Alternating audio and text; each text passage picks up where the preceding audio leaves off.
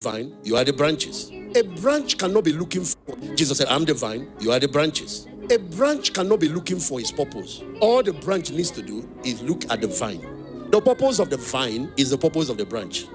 So if I'm a branch of a mango, what am I supposed to produce? Mangoes. You cannot be a branch of Jesus and be pursuing a different mission from him. Stop looking for your purpose. Stop saying, I don't know my purpose.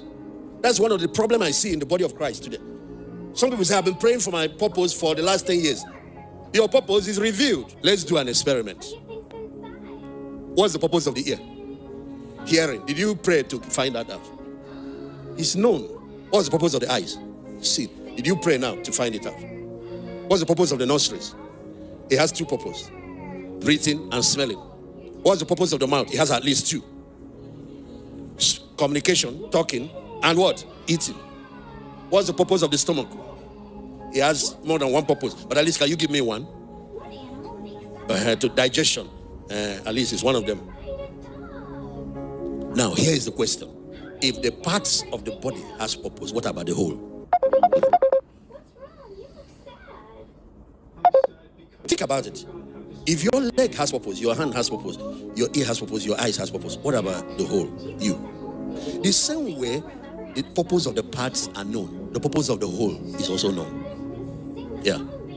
There are two dimensions to the subject of purpose. There's what is called the natural cause. That's natural destiny. That type of purpose, unbelievers have it. Everybody has it. Everything that is created has purpose. You can tell me the purpose of this mic. It's for communication. It's public communication. If I ask you the purpose of a biro, it's different from the purpose of a car. So, just like everything God made has purpose, everything man made has purpose. Purpose is the intention of the manufacturer for making a product. That's why Pastor Randy made it clear that purpose precedes production. Your purpose existed before you. The purpose of the church existed before the church. It is purpose that decides your design. Why is it that aircraft is different from a car? Because one is supposed to do transportation by flying, and it's supposed to do mind-boggling speeds. The speed that if you do on the ground, there will be accident. So one is supposed to do his own transportation by flying, take us across ocean, take us across nations. So because of that, you design it with wings. The one that is not meant to fly, you don't design it with wings. You design it to run on the ground. The one that is meant to go on water, transportation, the same transportation. But to go on water, you design it like a boat. The one that is supposed to go inside the water, you design it like a submarine. Your design is because of your purpose. Everything that exists has purpose. When batteries cease to supply power, what do? You throw them away. The day this mic stopped working, you try to repair it first. It doesn't work. It cannot transmit sound anymore. What do? You throw it away. That's why you have cars dropped at junkyards. That's what happens to human beings when they die. How many of you would take a dead body and keep it in your house and prepare breakfast, lunch, and dinner for that person? Is that what you do with dead people? You keep them in mortuary and then you bury them.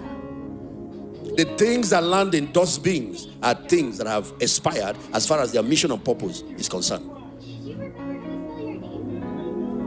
When you cease to live for your purpose, you're also announcing to God that there is no need for breath in your nostrils. The greatest defense against death is a life of purpose. Purpose is the reason why you exist. It's the reason God created you. And this issue of purpose, many times people want to pray too much to discover their purpose. You don't need to do that, because then you have the revealed and the unrevealed will of God. The revealed will of God is known. You don't need to look far to find it. The hidden will of God is the hidden. That's the one you need to ask God to show you. And now, listen very carefully. The revealed will of God is 75 to 80%. The hidden will of God is about 20%. If it stretches, it's to certain people, 25. Why will you wait for 20% that is not yet revealed when about 75 is revealed? Start practicing those ones and you will get to know the one that is hidden. He's the honest. You will get to know the one that is hidden. The document you are holding reveals God's plan for your life. The same way a manufacturer makes a product and he makes a manual along with the product. what you call the manufacturer's manual. That's how the creator that made us also sent a manual along with us. Let me tell you something. You know, some of you are very petite, pretty, and small. Come on, my dear. You see, pretty and together. You know why you are like this? Customer. You were designed with customer in mind, because everybody is designed to meet the needs of somebody else. Nothing exists for itself. Nothing. Have you ever seen a phone making phone call? Why does a phone exist? To help somebody else do communication. Have you ever seen a car driving to go shopping? The car said, I need to go see my girlfriend, so I'm on the road. No. Anytime you see a car moving, it's moving because of customer. That's why you are like this. Don't envy any other person. You will meet another girl at the store. She's designed for certain specific customers. That's why some are Range Rovers, some are Mercedes, some are Tesla, some are V-Boot. So you see somebody else with a little more space. Customer. You see all these things you see in design? Customers. That's why don't envy another person. You are designed for a particular set of customers. Are you hearing what I'm saying? Don't envy another person. Don't try to lengthen your height. Mark chapter 3 verse 14. I want to show you something. This is purpose. This is our mission. Jesus ordained 12. Number 1, that they should be with him. Take note of that. Your first and most important assignment in this life is to know him and to love him. His relationship with him. Out of that flows your ministry. He ordained 12 that they might be with him.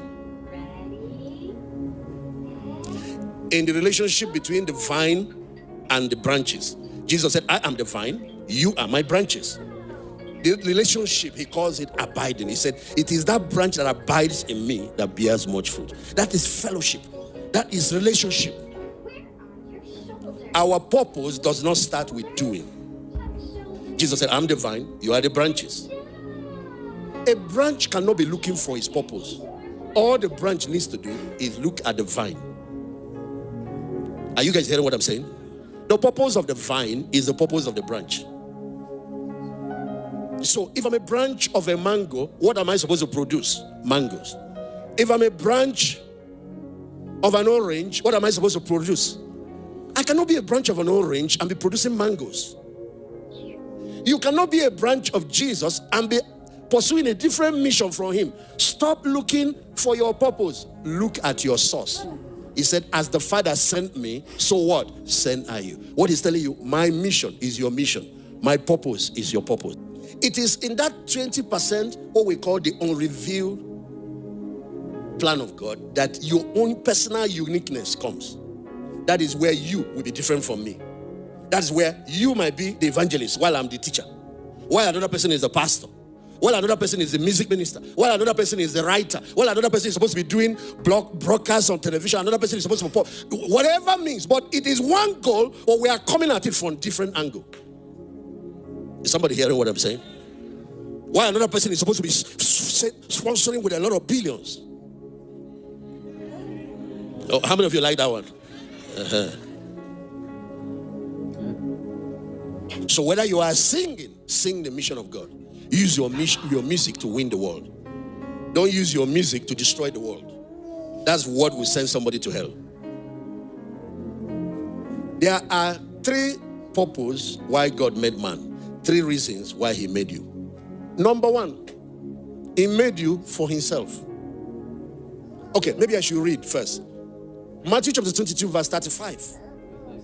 Then one of them, which was a lawyer, asked him a question, tempting him, saying, Master, which is the great commandment in the law? Another translation, another place where it's recorded, say, which one is the greatest commandment in the law? And we'll see how Jesus responded. Verse 37.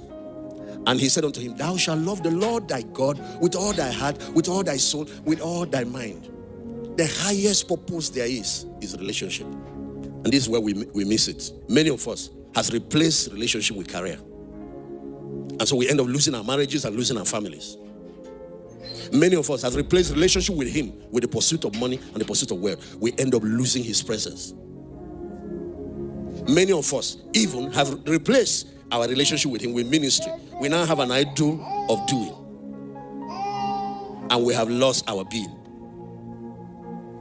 Oh, a person talking to you is a very busy person. But I will tell you, with all my business, with all my crazy schedules, I will not allow anything come in between that time that I spend with him. The day that place dies, there is nothing else to give to the world. He said, your Father that sees in secret rewards you openly. All of the exploits you see coming out from us and all of that is a result of that abiding life. That's the only secret I have. And if you find this, you will find meaning in your life. You will find fulfillment at a dimension that will blow your mind. Your greatest purpose is your relationship with him. Every other thing will fall apart, will start falling apart when this part falls apart. Don't let anything interfere with it. What are your three purposes? What is the three purposes why God created you? First, for himself. I hope you know the book of Psalms. You can show it to them. Said, what is man that you are mindful of him? The son of man that you visit him.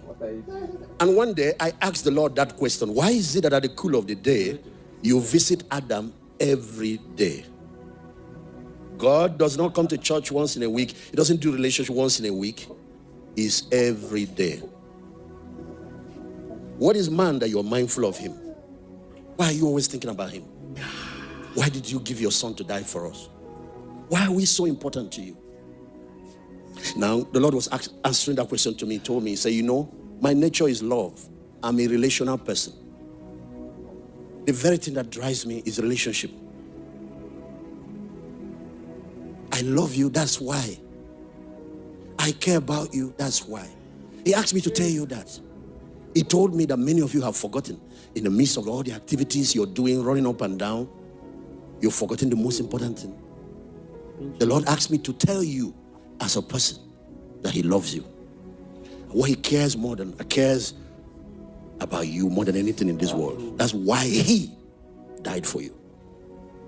He values you so much that you think you're worth dying for. God wanted you to be his friend, his son and daughter, his family. That's why he created you in his class. He created you in his class. He made you in his image. The second reason why we exist for our fellow human beings. That's why that's Matthew chapter 22, verse 35. Please show it one more time. They asked him, what is the greatest commandment? He began to answer. He said, the greatest is to love the Lord your God with all your heart, with all your soul, with all your mind. Then he answered, he said, the second is like it. Verse 38. And the second is to love your neighbor as yourself. Our fellow human beings made in his image. And when you have family, you have a spouse, they come into this second level. It is out of this command to love people that the command to go and win them comes from. Why will you allow your neighbor, your colleague, go to hell when you have the blessing that can save him? Don't put your career above your spouse. Don't put money above people. Don't value money above human life. Don't value any material thing above human life. Don't jeopardize your family because of the pursuit of money. Don't walk away on a marriage because of money. You're creating confusion in your life. And the third and final purpose of man is to steward creation, to have dominion over the earth. God made us stewards, managers, governors of creation. And this is where your career also comes in. Your work is part of the means through which you exercise dominion. But beyond your career, finding your calling is what will lift you to a higher level of life.